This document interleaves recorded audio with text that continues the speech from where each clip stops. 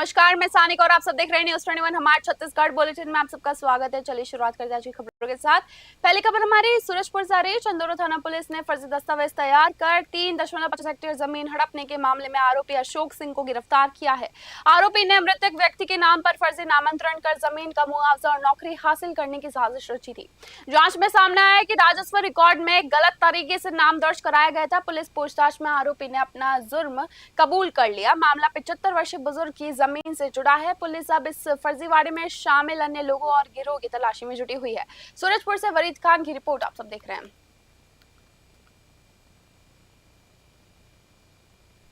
इसमें दो भाई थे, उनकी ज़मीनें थी, जिसमें एक के परिवार है, दूसरे ने विवाह नहीं किया था, निसंतान था। उसकी मृत्यु होने के बाद भाई को उसके एक रिश्तेदार ने बोला कि ये ज़मीन निकाल दूंगा मैं, आप परेशान हो जाओगे, नहीं निकाल पाओगे। ऐसा करके उसके पूरे कागज़ ले गए थे और उसके बाद अब इसने फर्जी तरीके से अपने पिता को इसका पुत्र बना के, मृतक का पुत्र बना के पूरी ज़मीन को बेच दिया था।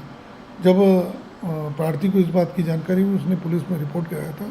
इसमें दो भाई थे। वित्त मंत्री ओपी चौधरी ने नवा रायपुर में चल रहे विभिन्न विकास कार्यों का निरीक्षण कर निर्माण कार्यों की प्रगति की समीक्षा की।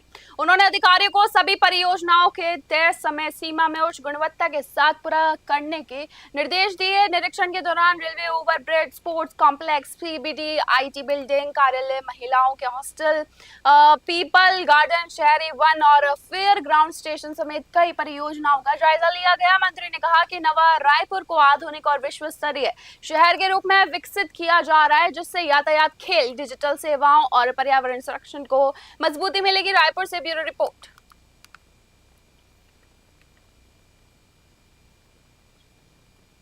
उप मुख्यमंत्री एवं लोक स्वास्थ्य यांत्रिकी मंत्री अरुण साव ने मंत्रालय में विभागीय अधिकारियों की बैठक लेकर जल जीवन मिशन और प्रदेश की पेयजल व्यवस्था की समीक्षा की। उन्होंने अधिकारियों को मिशन के शेष कार्यों को तेजी और गंभीरता से पूरा करने के निर्देश दिए। बैठक में नक्सल प्रभावित क्षेत्रों की पेयजल योजनाओं और गर्मी के जल आपूर्ति व्यवस्थाओं पर भी चर्चा हुई। श्री साव ने कहा कि हर गाँव की पेयजल व्यवस्था की नियमित जाँच और समस्या आने पर तुरंत समाधान किया जाए। उन्होंने योजनाओं की प्रगति पर लगातार निगरानी रखने और समय सीमा में कार्य पूर्ण कराने के निर्देश दिए। रायपुर से ब्यूरो रिपोर्ट।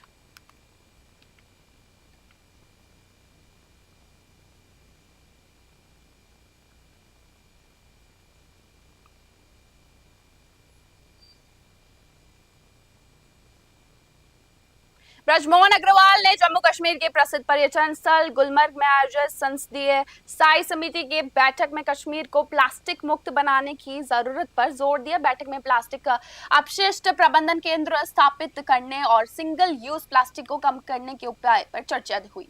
उन्होंने कहा कि कश्मीर की प्रकृति, सुंदरता और पर्यावरण को बचाने के लिए ठोस कदम उठाना काफी ज्यादा जरूरी है, और क्योंकि बढ़ता प्लास्टिक कचरा ग्लेशियर्स और जल स्रोत को नुकसान पहुंचा सकता है। बैठक में संबंधित पात्रा सहित कई सांसद और विभाग के अधिकारी मौजूद रहे। रायपुर से ब्यूरो रिपोर्ट।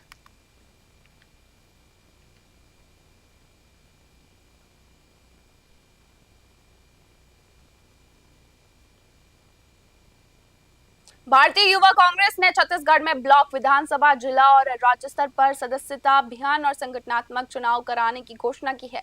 संगठन के अनुसार चुनाव प्रक्रिया निष्पक्ष और पारदर्शी तरीके से कराई जाएगी, जिसके लिए रिटर्निंग ऑफिसर्स की टीम नियुक्त की गई है। नामांकन अभियान 19 मई 2026 से 13 जून 2026 तक चलेगा, जिसके बाद सदस्यता प्रक्रिया शुरू होगी। उदय भानुशिव ने कहा कि युवाओं को सदस्यता के जरिए सीधे नेतृत्व चुनने का अवसर मिलेगा। साथ ही युवाओं को प्रशिक्षण और ओरिएंटेशन भी दिया जाएगा ताकि वे संगठन में नेतृत्व की भूमिका निभा सके। रायपुर से ब्यूरो रिपोर्ट।